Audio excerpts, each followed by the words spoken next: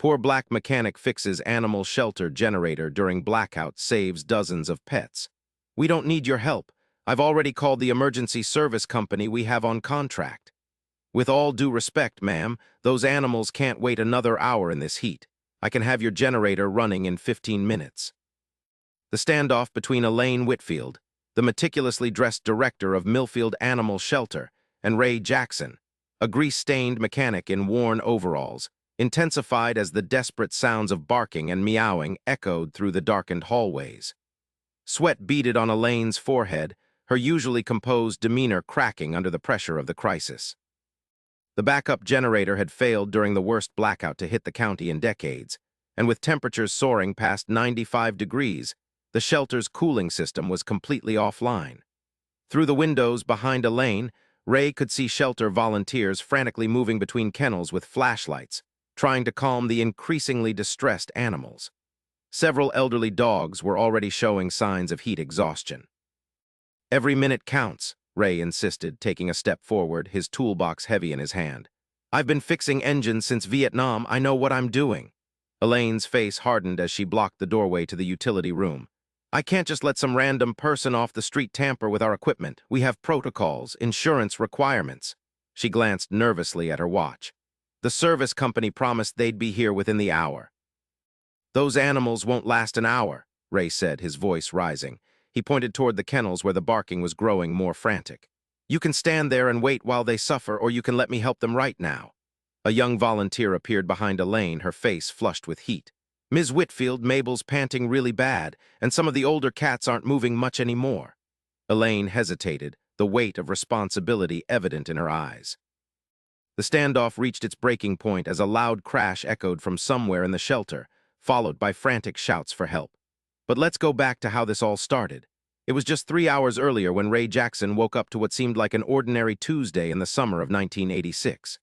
Ray's alarm clock blared the opening notes of Marvin Gaye's "What's Going On" at precisely 6:30 a.m. His hand, calloused from decades of mechanical work, reached out to silence it. At 63 years old, Ray still rose with the sun, a habit formed during his days in Vietnam. His modest one-bedroom apartment in the east side of town was quiet, a sanctuary he'd created for himself after his wife, Gloria, passed 5 years ago. "Another day, another dollar," Ray muttered to himself, his deep voice still rough with sleep. He swung his legs over the side of the bed, feeling the familiar ache in his right knee, a souvenir from the war that had never quite left him. The morning routine was simple and unchanged for years. Coffee brewing in his old Mr. Coffee machine, 2 pieces of toast with butter, and the morning newspaper spread out on his small kitchen table. The headlines spoke of tensions with the Soviet Union and the aftermath of the Challenger disaster, but Ray's eyes were drawn to the local section. A small article mentioned the growing strain on the city's power grid due to the record-breaking heat wave. "Third day above 95, Ray said to himself, shaking his head. "Going to be trouble." Ray had worked as a mechanic at Wilson's Auto for over 30 years before the shop closed down last winter. Since then, he'd been piecing together work where he could find it fixing neighbors' cars, helping out at his friend's construction business, and occasionally picking up shifts at the salvage yard. It wasn't much, but it was enough to keep him going. Today, he was headed to Mrs. Abernathy's place to look at her ancient Oldsmobile. The elderly widow had called the day before, her voice tinged with the desperation of someone whose lifeline to the outside world was threatened. "My son keeps telling me to get a new car," she had said over the phone, "but they don't make them like this anymore. My Harold bought it for me in '72. Ray understood. Some things were worth saving, no matter what others thought. After finishing his breakfast, Ray gathered his tools. His toolbox was a heavy metal thing that had seen as many years of service as he had. Each tool inside had its place, lovingly maintained despite the wear and tear of constant use. Ray ran his hand along the worn handle of his favorite wrench, a craftsman his father had given him when he turned 16. "Still got some miles in you," he told it with a small smile. By 7:30, Ray was on his way, walking the 6 blocks to Mrs. Abernathy's house. The morning heat was already building, promising another scorcher. The weight of the toolbox pulled at his shoulder, but Ray was used to it. As he walked, neighbors waved from their porches and yards. Despite the changing demographics of the neighborhood over the years, Ray remained a constant, a man who could be counted on to fix whatever was broken. "Morning, Mr. Jackson," called 10-year-old Tommy from across the street. He was on his bike, baseball cards clipped to the spokes. "Morning, Tommy," Ray called back. "Staying cool today? Mom says we might go to the pool if it gets too hot." Ray nodded approvingly. "Smart plan, don't forget your sunscreen." As Ray continued his walk, he noticed the unusual stillness of the air. No breeze stirred the leaves of the oak trees that lined the sidewalk. Even the birds seemed to be taking it easy, their morning songs less enthusiastic than usual. The radio had warned about the strain on the power grid, but in Ray's experience, warnings often went unheeded until it was too late. Mrs. Abernathy was waiting on her porch when Ray arrived, a glass of iced tea already poured for him. At 82, she moved slowly but insisted on maintaining her independence. "Bless you for coming, Raymond," she said, handing him the sweating glass. "It's in the garage, same as always." Ray took a grateful sip of the sweet tea. "Happy to help, Mrs. A. Let's see what's troubling your chariot today." The Oldsmobile sat in the garage like a sleeping beast, its cream-colored paint still shining despite its age. Ray set down his toolbox and ran his hand along the hood. "Starts up fine," Mrs. Abernathy explained, "but then it makes this terrible knocking sound and just dies. Happened 3 times yesterday." Ray nodded, already mentally cataloging the potential issues. "Let's take a listen." For the next hour, Ray worked methodically, checking the engine, listening to its complaints, and diagnosing the problem. It was a faulty fuel pump, fixable, but the part would need to be ordered. "I can put in a temporary fix that should hold for a few days," Ray explained as he wiped his hands on a rag. "But we'll need to get a new pump in there soon." Mrs. Abernathy nodded, relief evident on her face. "Whatever you need to do, Raymond, I trust you completely." As Ray worked on the temporary repair, he and Mrs. Abernathy fell into comfortable conversation. They had known each other for decades, ever since Ray and Gloria had moved into the neighborhood as newlyweds. "Did I tell you my grandson got into Howard University?" Mrs. Abernathy said, pride evident in her voice. "First in the family to go to college." "That's wonderful news," Ray replied, genuinely happy for her. "He's a smart kid, always has his nose in a book when I see him. He wants to be an engineer, can you imagine? My little Marcus designing bridges and buildings." Ray smiled as he tightened a bolt. "I can imagine it. That boy's got a good head on his shoulders." By the time Ray had finished the repair, the day had grown considerably hotter. The temporary fix would hold, but he promised to return once the part arrived. "Now, how much do I owe you?" Mrs. Abernathy asked, reaching for her purse. Ray waved her off. "Let's wait until we get the permanent fix in. This is just a Band-Aid." Mrs. Abernathy looked at him sternly. "Raymond Jackson, I won't have you working for free, not when I know things have been tight since Wilson's closed." Ray hesitated, then nodded. "All right, $20 for parts and labor." He knew it was well below what the work was worth, but he also knew Mrs. Abernathy lived on a fixed income.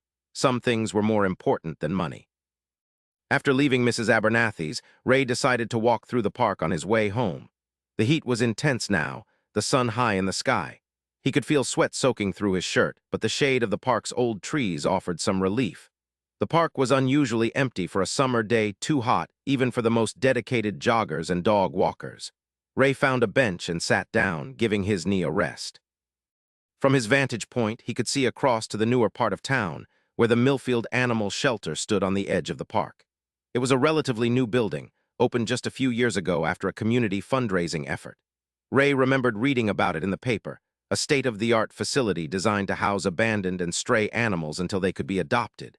He'd never been inside, but Gloria had always had a soft spot for animals. She would have volunteered there in a heartbeat. As Ray sat contemplating this, a flicker caught his attention. The streetlights along the park's main path had suddenly gone dark, despite it being midday. A moment later, he noticed the traffic light at the nearby intersection go black. Then, one by one, the windows of businesses and homes across the street went dark as their air conditioning units fell silent. "Power's out," Ray murmured to himself, standing up from the bench. Around him, the few people in the park had also noticed the outage. A jogger stopped to check his watch, looking confused. A woman with a stroller glanced worriedly at the cloudless sky, clearly concerned about the heat. Ray's instinct told him this wasn't a minor blip. With the strain on the grid from the heat wave, this could be a major blackout. He gathered his toolbox and began walking briskly toward home, his mind running through preparations. He had candles and a battery-operated radio. His refrigerator wasn't full, but he'd need to be careful about opening it if the power stayed out for long. As he crossed the park, Ray's path took him closer to the animal shelter. A commotion caught his attention, several people rushing in and out of the building's main entrance, their movements urgent and concerned. One woman, dressed in business attire despite the heat, was gesturing frantically as she spoke into a payphone outside the building. Ray slowed his pace, watching the scene unfold. Something about the panic in the woman's gestures made him pause. The animal shelter would be full of dogs and cats, all in indoor kennels that likely depended on air conditioning and electric fans for ventilation, without power in this heat. The realization hit Ray like a physical blow. Those animals could be in serious danger. For a moment, Ray hesitated. It wasn't his problem. He had no connection to the shelter or its staff. He was just a retired mechanic trying to make ends meet. But then he thought of Gloria and how she would have reacted. "Raymond Jackson," he could almost hear her saying, "you get yourself over there and help those poor creatures." With a sigh that was part resignation and part determination, Ray changed direction and headed toward the Millfield animal shelter. As Ray approached the shelter, the scene became clearer. The woman at the payphone, middle-aged, with carefully styled blonde hair now wilting in the heat, was clearly in charge, given the way others looked to her for direction. Volunteers, mostly young people with a few retirees among them, were moving in and out of the building, carrying water bottles and battery-powered fans. "What do you mean you can't get here for an hour?" the woman was saying into the phone, her voice strained. "We have over 50 animals in here and it's already approaching 90 degrees inside the building." She listened for a moment, her free hand clenching into a fist. "Fine, just get here as soon as you can."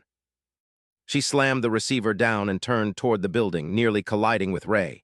"Excuse me," she said curtly, clearly preoccupied. "Seems like you folks have a problem," Ray said, nodding toward the darkened building. "Power outage hit your backup generator too?" The woman gave him a quick, assessing look. "Yes, but we have a service company coming. Thank you for your concern." Her dismissal was polite but firm. Ray stood his ground. "I'm a mechanic. Might be able to help with that generator while you're waiting."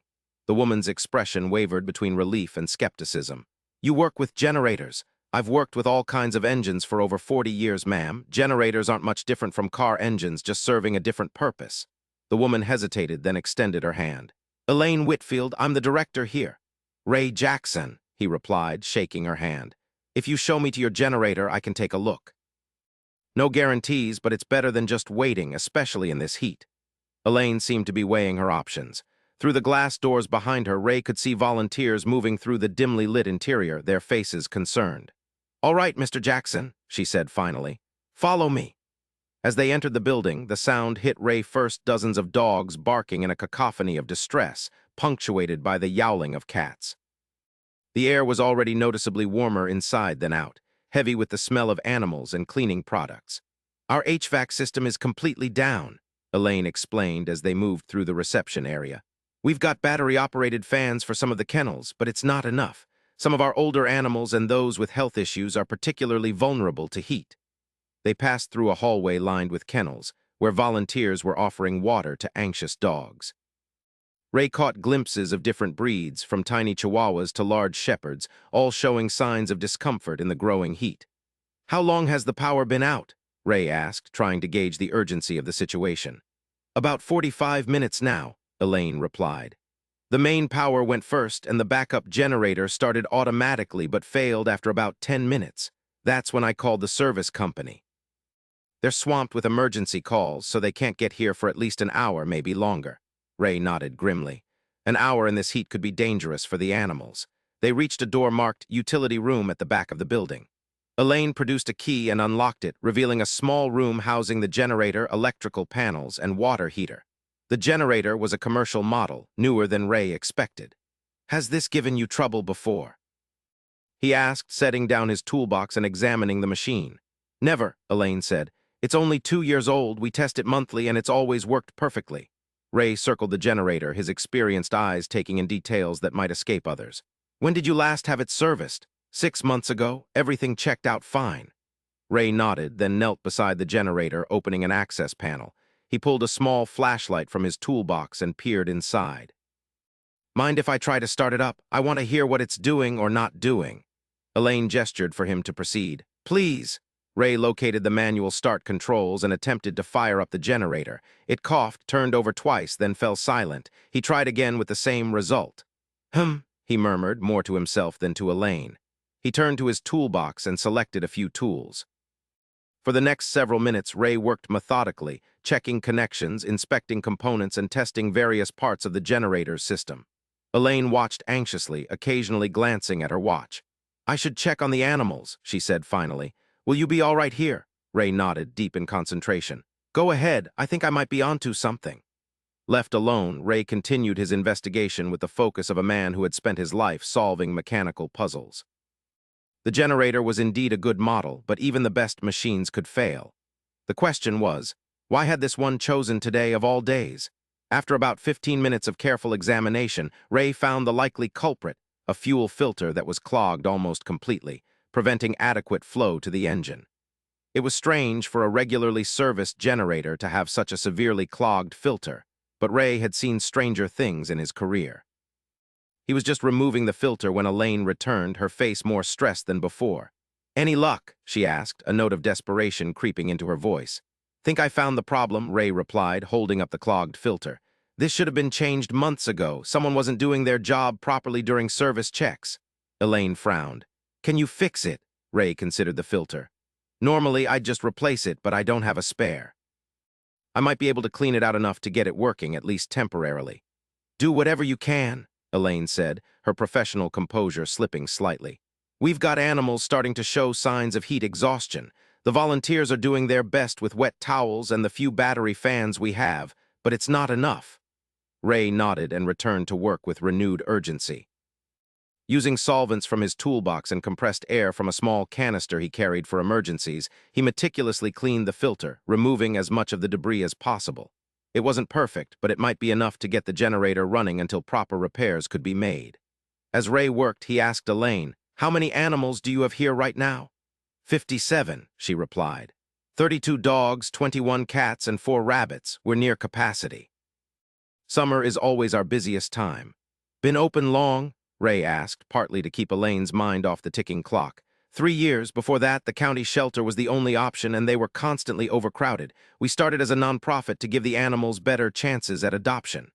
Ray could hear the pride in her voice despite the stress of the situation. Must take a lot of work, he commented as he carefully reassembled the generator's components. It does, Elaine agreed. But it's worth it when we see an animal go home with a family who will love them. Ray was about to respond when a young volunteer appeared in the doorway, her face flushed with heat. The girl couldn't have been more than 18, with dark hair pulled back in a ponytail and wearing a t-shirt with the shelter's logo. Ms. Whitfield, it's getting really bad out there, she reported anxiously. Mabel's panting so hard and some of the older cats aren't moving around much. Dr. Levine says we need to start moving the most vulnerable animals somewhere cooler or we could lose some of them. Elaine's face paled. Sophie, tell him to start preparing for transport. Call the vet school, see if they can take some of our critical cases temporarily. Sophie nodded and disappeared back down the hallway. Elaine turned to Ray, no longer bothering to hide her anxiety. How much longer? Ray finished tightening a connection. I'm ready to try it again. This might work or it might not. Even if it does, this is just a temporary fix. You'll need proper servicing as soon as possible. Understood. Just please try. Ray moved to the starter and took a deep breath. Here goes nothing. He pressed the button and the generator coughed, sputtered, then roared to life. It wasn't running perfectly. Ray could hear the slight irregularity in its rhythm, but it was running. Elaine let out a sound that was half laugh, half sob. You did it. Let's see if it holds, Ray cautioned, watching the generator carefully. I'll stay here and monitor it while it runs. You go help with the animals. Elaine nodded gratefully and rushed from the room. Ray pulled up an overturned bucket to sit on, his eyes fixed on the gauges of the generator. It was straining slightly, but holding steady. The cleaned filter was allowing enough fuel through to keep the engine running. About 5 minutes later, the lights in the utility room flickered on, and Ray could hear the HVAC system humming to life. The generator was successfully powering the building's essential systems. Ray remained vigilant, making minor adjustments when needed, listening carefully to the generator's rhythm for any signs of trouble. The machine was working harder than it should, but it was holding. That was what mattered. After about 20 minutes, Elaine returned to the utility room, looking slightly less harried. The air conditioning is working again. Dr. Levine says none of the animals appear to be in critical condition, but we were getting close. She looked at Ray with genuine gratitude. You saved them. Thank you doesn't seem adequate. Ray shrugged, uncomfortable with praise. Just doing what needed doing. This generator won't hold forever, though. That service company still needs to come out and do a proper repair. They're on their way, Elaine confirmed. Should be here within 30 minutes now. She hesitated, then asked, Would you be willing to stay until they arrive, just in case something happens with the generator again? Ray nodded. I'll stay. Thank you. Elaine's relief was palpable. Can I get you something to drink? It's still terribly hot in here. Water would be fine, thank you. As Elaine left to fetch water, Ray remained seated on his bucket, keeping watch over the laboring generator. The rhythm of the machine was a familiar comfort, a tangible problem with a tangible solution, so different from the complications of life where solutions weren't always as straightforward. She announced as she entered the apartment, "We raised almost twice our goal and 3 of our long-term residents were adopted. The community really came through for us." Ray smiled broadly, genuinely pleased. "That's wonderful news, Elaine. I knew you could do it." Elaine knelt to greet Mabel, who had approached slowly but with a wagging tail. "And how's our girl doing today?" "Better, I think," Ray replied. "She ate well this morning and we managed a short walk. Dr. Levine said to expect ups and downs, but so far she seems to be on an upswing." "She looks content," Elaine observed, scratching Mabel behind the ears. "You've made this place home for her already." "She's made it more of a home for me, too," Ray admitted. "Funny how that works." Elaine stayed for coffee, sharing more details about the successful open house and the positive responses from community members. The shelter had received not only donations but also offers of volunteer time, supplies, and professional services. "With the money raised and the new support, I think we can make the lease work," Elaine said. "It will still be tight but manageable." "That's good to hear," Ray said. "The shelter's too important to lose." As they talked, Mabel rested nearby, occasionally lifting her head to observe them before returning to her peaceful dozing. The scene felt natural, comfortable, 3 souls finding connection and purpose together. When Elaine prepared to leave, she paused at the door. "Ray, I wanted to thank you, not just for taking in Mabel, but for everything you've done for the shelter. You came into our lives on one of our darkest days and brought exactly what we needed." Ray felt a warmth spread through his chest. "Think it goes both ways, Elaine. The shelter gave me something I needed too, purpose, connection." Their eyes met, and for a moment something unspoken passed between them, an acknowledgement of the bond that had formed, not just as colleagues but as friends with the potential for something more. "Would you like to have dinner sometime?" Ray asked, the words coming more easily than he had expected. "Not to talk about the shelter or Mabel or leases, just dinner." Elaine's smile lit up her face. "I'd like that very much, Ray." After she left, Ray returned to his armchair, Mabel settling at his feet once again. He thought about the strange turns life could take, how a power outage on a sweltering summer day had led him to a new job, a new companion, and potentially a new relationship. "Didn't see any of this coming, did we, girl?" he said to Mabel, who thumped her tail in response. Over the next few weeks, Mabel's health stabilized. She regained much of her strength, though she moved more slowly than before and tired more easily. Ray adjusted his routine to accommodate her needs, finding joy in the small rituals of care that structured his days.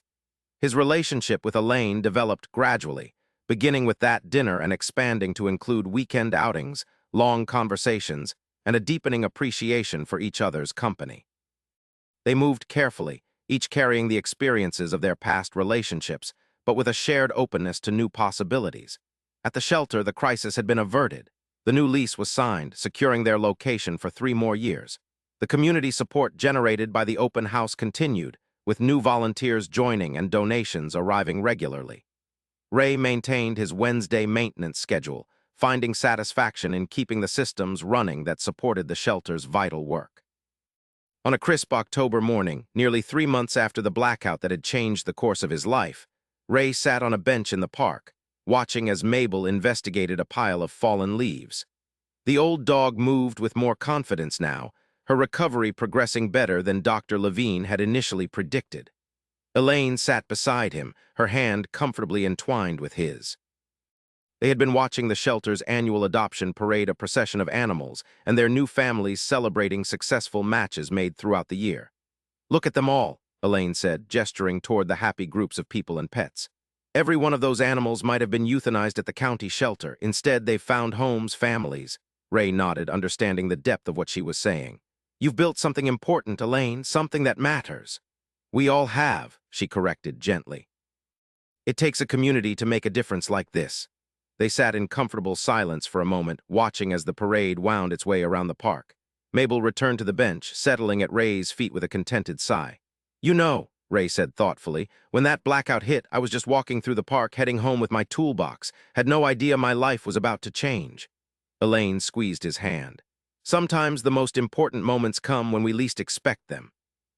Ray thought about the confrontation that had occurred during the crisis, how he had insisted on helping despite Elaine's initial resistance, how different things might have been if he had simply walked away or if she had maintained her refusal to let him help. "I'm glad you let me fix that generator," he said, smiling at the memory. "I'm glad you didn't take no for an answer," Elaine replied, returning his smile. "Sometimes we need someone to push past our objections to give us what we really need." As they watched the parade come full circle, returning to the shelter entrance where volunteers were setting up refreshments for the participants, Ray reflected on the chain of events that had brought him to this moment. A chance encounter during a crisis, an opportunity to help, a decision to engage rather than walk away, each small choice leading to profound changes in his life. "Ready to head back?" Elaine asked as the last of the parade participants reached the shelter. "I promised Sophie we'd help with the refreshments." Ray nodded, standing and gently encouraging Mabel to her feet. "Ready as I'll ever be." Together, the three of them walked toward the shelter, not just a building now, but a community, a purpose, a new chapter in a life Ray had thought was winding down but was instead expanding in unexpected and beautiful ways.